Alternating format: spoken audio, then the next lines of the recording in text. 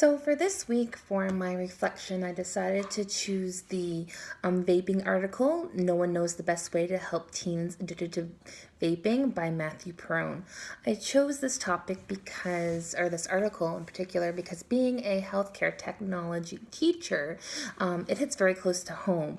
It is a big there are side effects to your health that vaping causes, so it's important to get that across to your students. So last year semester, before the holiday break, at my placement during that time, at the Henry Ford Hospital in Detroit, Michigan, had their first ever bilateral lung transplant done on a 16-year-old who had no health history that contributed to this illness except for that he used vaping.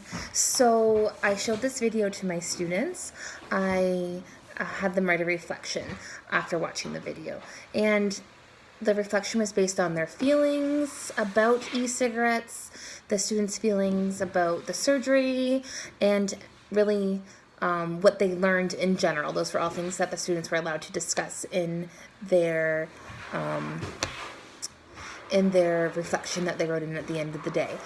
I was also really lucky in that I was able to attend a PD day at my last placement, and one of the PD courses we took was actually a e-cigarette and marijuana vaping course. It was really interesting. I was able to receive all of the information. It was put on by Niagara's Public Health, and I was able to receive a USB drive with all that information that I was able to share with my students. So we talked about how e-cigarettes are, in which I never knew this, and a lot of my students didn't either, it's an aerosol and that they're inhaling. So intentionally putting in these harmful chemicals, and some of the chemicals even in e-cigarettes are the same thing that comes out of your exhaust in your car. And the kids didn't realize this either, as well as nicotine. A lot of students felt that the Juuls and things that they were buying, those e-cigarettes that they were buying from the corner store, or getting older siblings to buy from them because they're too young, they didn't realize that the nicotine isn't really FDA monitored, so they could tell you that a certain percentage was on the e-cigarette and it was actually way more, or some of them didn't even realize that there was nicotine in them.